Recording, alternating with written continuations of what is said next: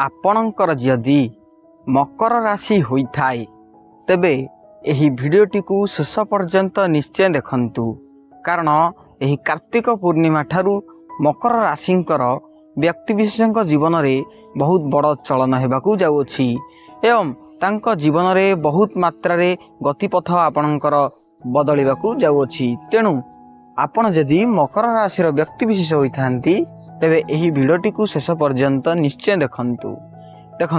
साधारणतः मकर राशि व्यक्ति माने बहुत परिश्रमी एवं साहसी होइथांती परोपकारी मनोभाव मध्य रखिथांती। सेतिपाई एही नवेम्बर मासरे एवं एही वर्ष शेष जाएंगे आपणक साथी रे अधिपति आपणकर गुरु स्थान रे शनि रहिबे एवं कर्म फलदाता शनि आपणकर गुरु स्थान रे पंचम भाग रे विराजमान करिसंती जहाकू उच्च मन करा जाए कारण शनि आपणकर उच्च रे अछंती एवं आपणकू शनिकर उच्च रे थिबारु आपणकू प्रत्येक मात्रा रे बहुत मात्रा रे धनर प्राप्त हेबो। सेतिपाई आपण यथेष्ट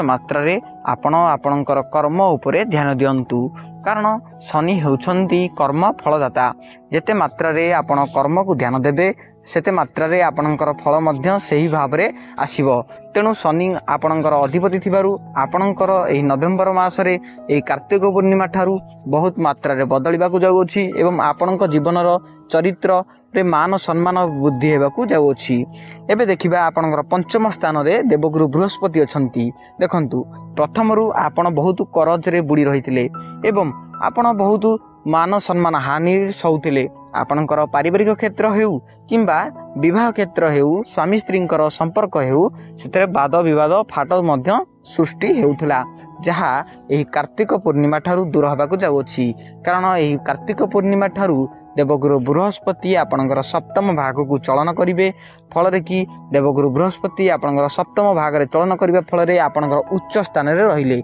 शनि आपणकर प्रथम रे उच्च स्थान रे अछंती एवं देवगुरु बृहस्पति आपणकर मध्य उच्च स्थान रे रहिबे फल रे आपणकर ज्ञान एवं धन बुद्धि विद्या एही चारोटी जिंस बहुत मात्रा रे वृद्धि हेबो। देवगुरु बृहस्पति हेउछंती एही चारोटी जिनिसर माने एही चारोटी जिनिसंकर गुरु। तेणु आपणक स्थान रे पंचम भाग रे सप्तम भाग रे जेतिगळे विराजमान करिवे सेतिकी बेले आपणक जीवन रे एही धन एवं जो धन हानि हेउथला सेगुरा सब वृद्धि हेबो एवं आपणक जीवन रे बहुतमय हस खुशीर लहरी मध्य फेरिबो। आपणकर पारिवारिक क्षेत्र रे वाद विवाद सृष्टि होतला सेगुलिक सब दूरे होई जिवो एवं आपणक कोनोसी बासगृह मध्य निर्माण करि पारंती। एई नवेम्बर मास रे आपण कोनोसी तीर्थ यात्रा मध्य करि पारंती आपण दूर ट्रैवलिंग मध्य करि पारंती खास करी शिक्षार्थी मानक पई एही नवेम्बर मासर कार्तिक पूर्णिमा ठारू बहुत बड़ सुजोग अछि कारण तांकर स्मरण शक्ति बहुत मात्रा रे वृद्धि हेबार अछि एवं ज्ञान रत्न धन आपणकर बहुत मात्रा रे वृद्धि हेबार अछि नचेत आपणक पई एही नवेम्बर मासरे कार्तिक पूर्णिमा ठारू कोनोसी असुविधा हेबो नाही। एही लास्ट 2 मास एही 2026 आसीबा पूर्वरु एही 2 मास आपणक पई बहुत धन्य मन करी आपन को जीव। एबे देखिबा आपणकर स्वास्थ्य स्थान रे एवं विवाह स्थान रे की अछंती। देखंतु स्वास्थ्य स्थान रे आपणकर सूर्य एवं बुध एकत्रित होई रहिछंती फल रे कि सूर्य हेउछंती राजनीतिर गुरु जहा आपणकर नवम भाग रे अछंती एवं नवम भाग रे एकत्रित होई रहिछंती काहस ना बुधंक सह। तेणु करी बुधंक सह एकत्रित रहितिबारु आपणक जीवन रे बहुत मात्रा रे यो बाधा विघ्न सृष्टि होतला आपणकर स्वास्थ्य जनित समस्या दिसुतला जेमिति कि आपणकर आंठू गंठी बात धरुला थंडा जनित समस्या हेउतिला आपणकर बहुत मात्रा रे गैस्ट्रिक रहउतिला श्वास समस्या रहउतिला एगुडी सब दूरे जीव एवं आपणक देह बहुत मात्रा रे सुस्थ रहिबो आपण बहुत मात्रा रे सुस्थ अनुभव करिवे फुर्तिला अनुभव करिवे किंतु सूर्य आपणकर यह स्वास्थ्य मार्ग रे रही किछिटा असुविधा करंती जेमिति कि आपणकर कोनोसी छोटो मोटो एक्सीडेंट होई पारे हाथ कटि जाई पारे किंबा कोनोसी साइकिल हेउ किंबा गाड़ी हो आपण छोटो मोटो एक्सीडेंट होई पारे नवेम्बर मासरे नचेत सूर्य आपणकर बुधंक सह एकत्रित रहितिबारु नवम भाग रे आपणक पई बहुत मात्रा रे सुजोग अछि। जदि आपण एक राजनेता होइतांती एक बिजनेसमैन होइतांती तेबे आपणकर बहुत मात्रा बिजनेस क्षेत्र रे राजनेता क्षेत्र रे उन्नति घटिबो एवं आपणक जीवनर शैली मध्य परिवर्तन हो आपण जीवन शैली रे बहुत मात्रा रे परिवर्तन घटिबो। तेणु आपण यही रहिला नवेम्बर मास रे कार्तिक पूर्णिमा ठारू बहुत बड़ चलन हेबो कारण शनि आपनकर उच्च स्थान रे एवं देवगुरु बृहस्पति आपनकर उच्च स्थान रे रहिबे जहा फल रे आपनकर एही सब मात्रा रे परिवर्तन घटिबो। आ गोटे कथा मन रखंतु ए नवेम्बर मास रे कार्तिक मास सरीबा मात्रे आपनकर मार्गशीर मास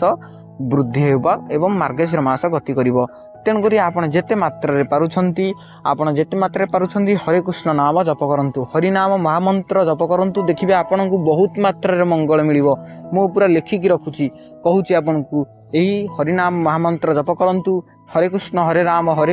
राम जप करंतु देखिबे आपणकर बहुत मात्रा उन्नति घटिबो एवं देखिबे आपणकर नवग्रहर स्थिति जो आपणकर नवग्रहर स्थिति आपणक ऊपर भारी पडुछंती ताहा आपणक पई संतुलन होई जिवे। खास करी आपणकर राशि पई आपणकर जो तीनोटी चक्र राशि अछंती सेही तीनोटी चक्र राशि मकर राशि रो तीनोटी चक्र राशि थांती सेही तीनोटी चक्र राशि पई संतुलन होई जिवे नवग्रह स्थिति रहिबे। तेणु आपण प्रत्येक दिन हरि कृष्ण नाम जप करंतु महादेव मंदिर को जाई जलशय करंतु एवं नवग्रह स्थिति पई आपण नवग्रह रे मध्य पानी छड़ंतु देखिबे आपणकर बहुत मात्रा रे मंगल हेबो। नचेत ए नवेम्बर मास रे आपणक जीवनटी बहुत सुंदरमय एवं सरलमय होई जिवो। तेणु आपणक पई एही भिडियोटी किपरि लागिला कमेंट रे जणाइबे एवं कमेंट रे जय जगन्नाथ जय श्री कृष्ण निश्चय लिखिबे। रहुची धन्यवाद।